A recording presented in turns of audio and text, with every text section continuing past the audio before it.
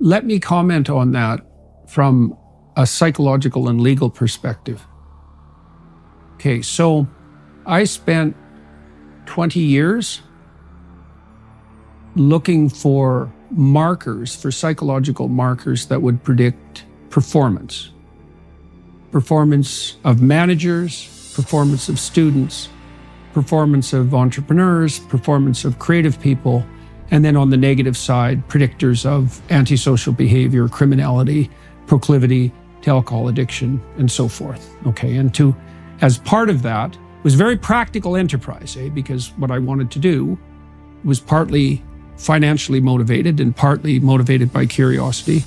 I wanted to master the literature pertaining to the description of individuals so that they could be optimally fitted for their careers, let's say, or perhaps optimally diagnosed and understood if they were manifesting signs of the kinds of pathology that upset them and other people. Typical clinical work. Now, there's quite a body of law around this. So imagine you're an employer and you want to screen your potential employees before you make them a job offer. Now, you should do that because you could make a case that you should just assign jobs randomly because that would be the most unbiased way of doing it, right? If you just accept all comers, there's no question about differentiation, discrimination, prejudice, anything like that. And so then you might say, well, why shouldn't you just hire people randomly? Well, there's a bunch of answers to that. First thing is that people actually differ in their abilities and their talents and their interests. And so it's in the interest of the person that you're hiring, as well as you, not to be mismatched to their job. Now, one of the ways you might match someone is by general cognitive ability. And you want people of higher general cognitive ability in jobs that require rapid learning and quick transformation, because otherwise they can't keep up. And then you might say, well, even if they can't keep up, it's not fair to deny them a job. And the proper response to that is, well, that means that someone else will be doing their job. And that's hardly fair to them. So, for example, if I hire a manager who has none of the attributes of a manager, all that means is he'll fail or she'll fail in that job, which is very painful for them. And it will also mean that they compromise the performance of not only everyone that works for them, but everyone that they're responsible to. And so there's just nothing in that that's good. You want to match the person to the job. Okay, so you can evaluate their temperament, you can evaluate their general cognitive ability. Those are the fastest and most efficient ways to make a determination of ability, merit. Okay, now, but the other thing that's interesting is that merit is actually described in employment law. So, for example, if I want to hire you for a position and I want to use a test to see if you're suitable, and by the way, an interview is such a test and not a very good one because interviews are not accurate. They're very inaccurate unless they're standardized and done by a group. So interviews are actually not without their prejudice. So what I have to do is I have to take the job and I have to describe what it consists of.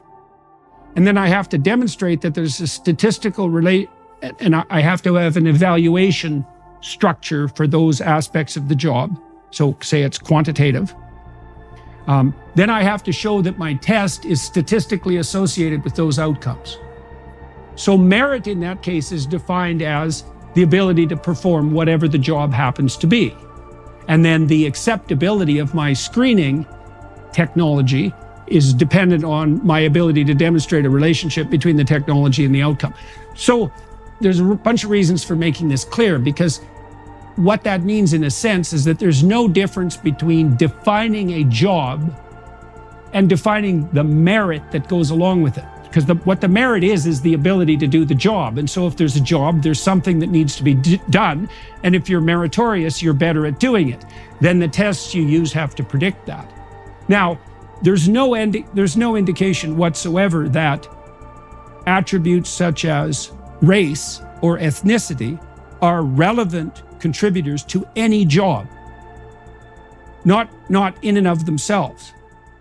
So you can't screen on the basis of race because race can't be demonstrated to be relevant to the outcome of the job. Now, the radicals say, for example, well, if you're black, you should have a black physician because only a black physician can understand your lived experience. And there's no measure for that. There's no demonstration whatsoever that that's the case. No one's ever demonstrated that, even a little bit. Certainly not in a way that a court would find acceptable and compelling if someone used that criteria for employment. The reason I'm pointing this out is because in some ways, the psychological and the legal communities had already addressed this issue. It's like you're actually legally mandated to be race blind.